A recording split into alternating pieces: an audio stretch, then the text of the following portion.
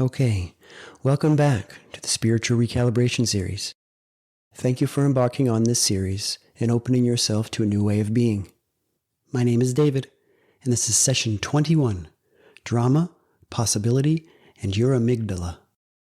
Find a comfortable seat in a space where you can allow yourself 20 minutes or so undistracted to focus just on you. A quick reminder, to get the most out of this series, please be sure you've listened to the welcome session, Session 0. Here we go.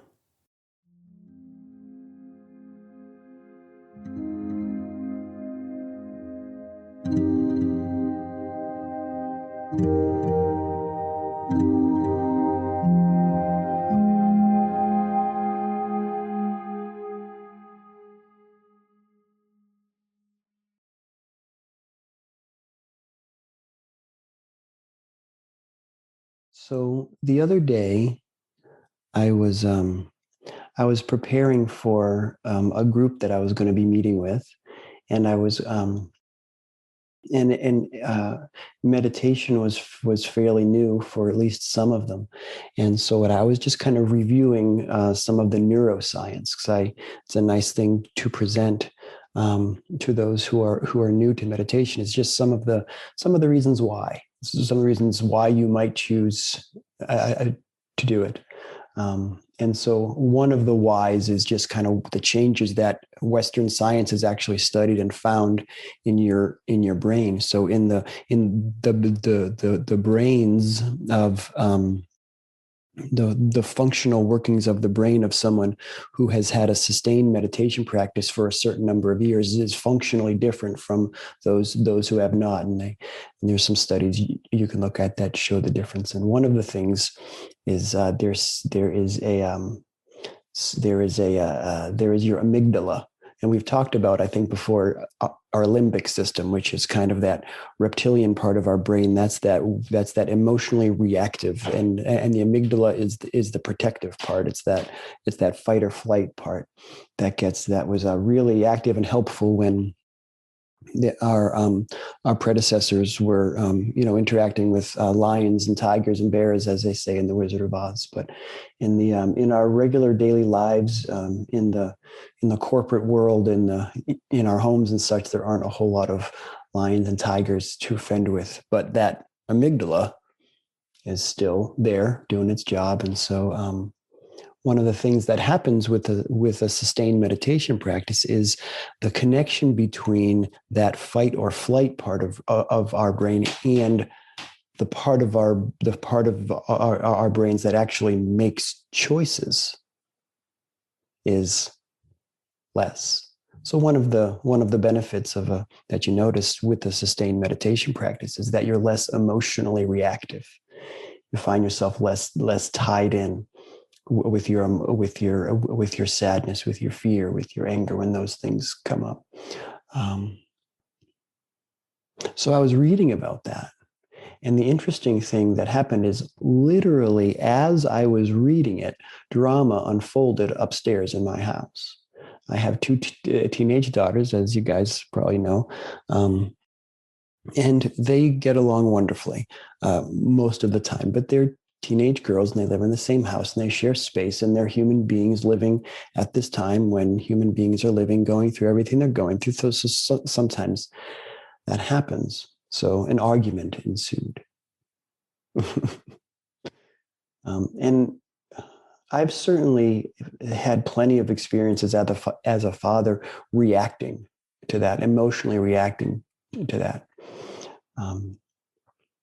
And so when we talk about drama is, so there can be drama in your family, drama in your intimate relationships, drama in your personal relationships, your professional relationships, in your workplace. There's drama in yourself, and drama is just where it's kind of a normal state, really. It's what we're really common drama is just when you really, I was thinking about this, what is it? And it's really when you want something to be different or someone to be different than it is. When you want something to be different, when we want something to change, or when we want to change someone or something, we create drama, whether that's some circumstance or some other person or something that's happening or something within ourselves. When we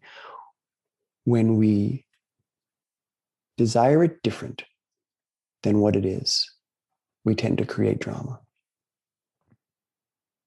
And so that's another way to think of that is resistance. When we resist what is.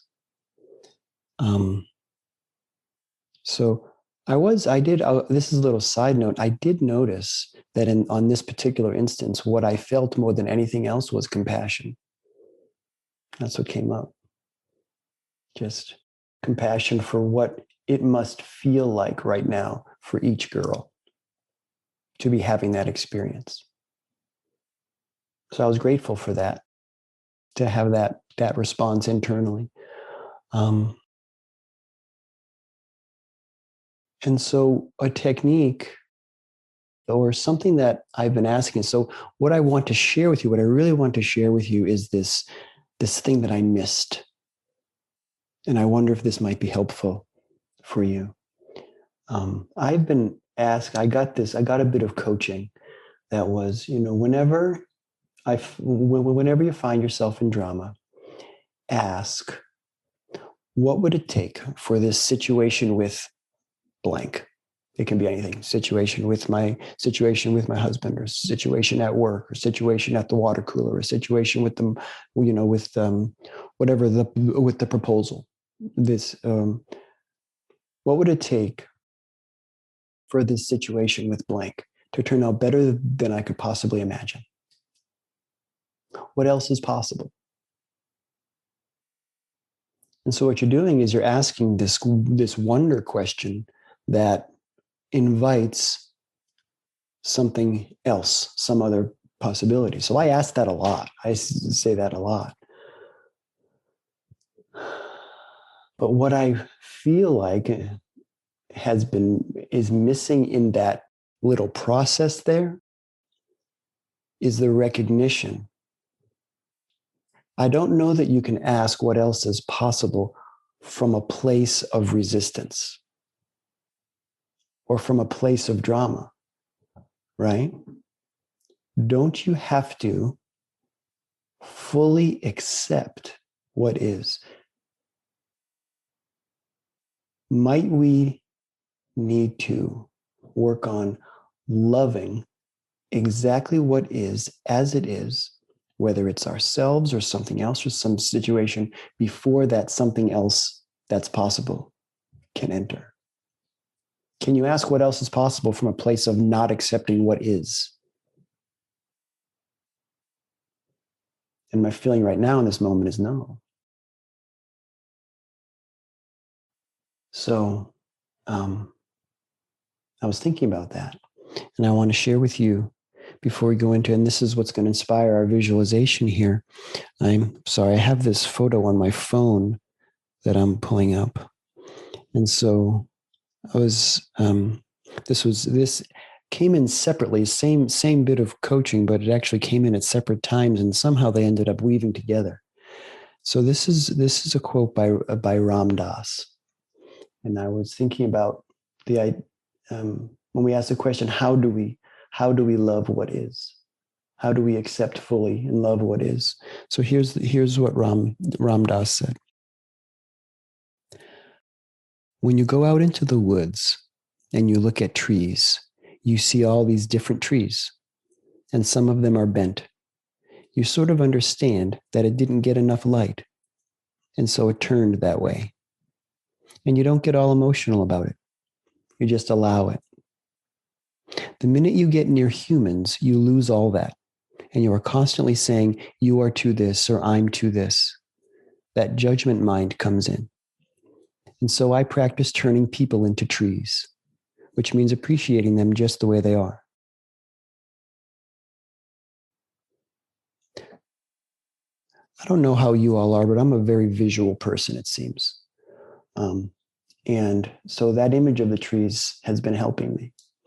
And so we're going to use that. And we're going to turn this on ourselves. We're going to turn this on yourself. That that judgment mind, and that acceptance and that allowing and that loving what is.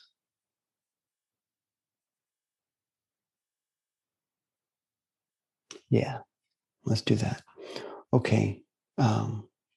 So if you're sitting in a chair, make sure your feet are flat on the floor. If you can get them there, sitting comfortably. Spine nice and upright. Energy rising from your seat up through the spine, up into your brain, rising that energy. Sitting up nice and tall, but not straining, drawing the shoulder blades together gently, but no tension. Placing your hands on your thighs at the juncture of thighs and abdomen, or a little bit further forward if that's more comfortable for you. Palms up or palms down, your choice. Palms up is sort of the more open and receiving position of the hands, and palms down is a bit more grounding, stabilizing position for the hands. You choose what you like today. Eyes closed gently, if that's comfortable for you. Eyelids gentle, eyes soft behind the eyelids. Allow the breath to come naturally. Take a moment and see if you can notice your breath in your nostrils. This ancient technique. Many different meditation techniques, many different concentration techniques. This may be the most common. Simply watching your breath. It's always here.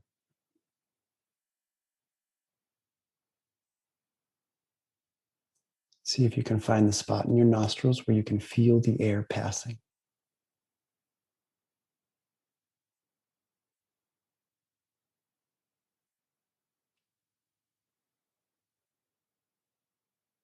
See if you can allow the breath to be just as it is.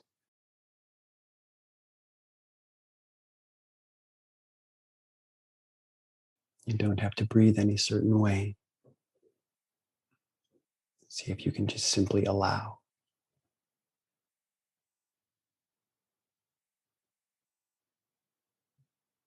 And notice. And notice your mind wander to a thought or two or three. Notice that and come back to your breath.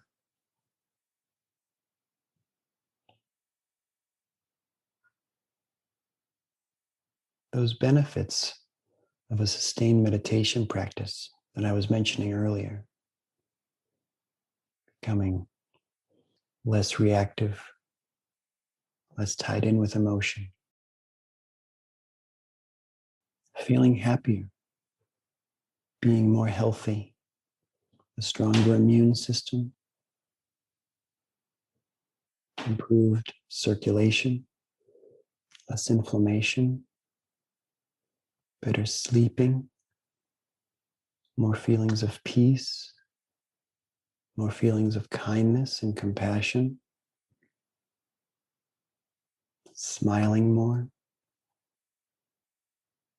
more fulfilling relationships. That's all in less than 20 minutes a day.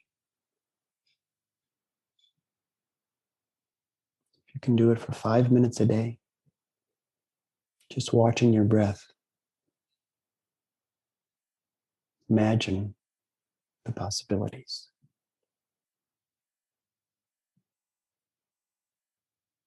It can change everything.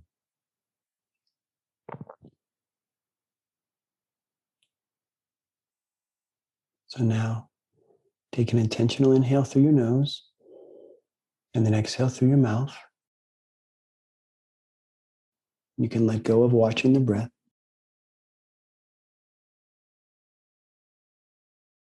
Now, here in the quiet, allow yourself to be standing in a clearing in a forest. And you see trees around, and some of them are bent. like Ram Dass was describing. Let yourself be one of those bent trees.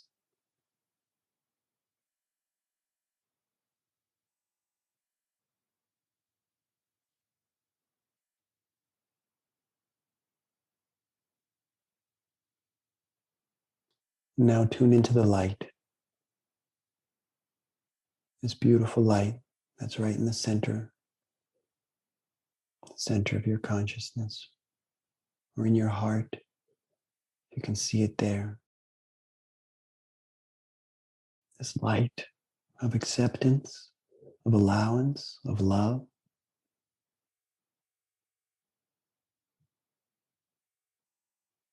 Share that light with that bent tree. That light of love, of allowing, of kindness and compassion. Let that light spread to all of the trees that you see.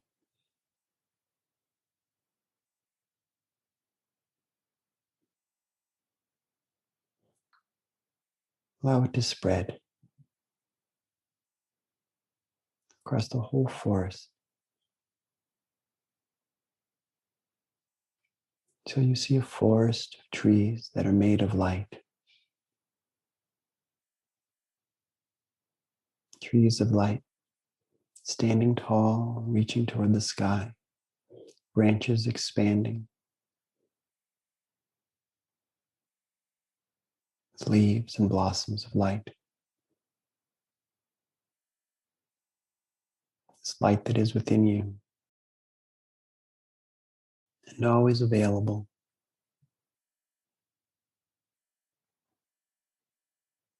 Now let this visual go, but stay for just a few moments with this feeling of light,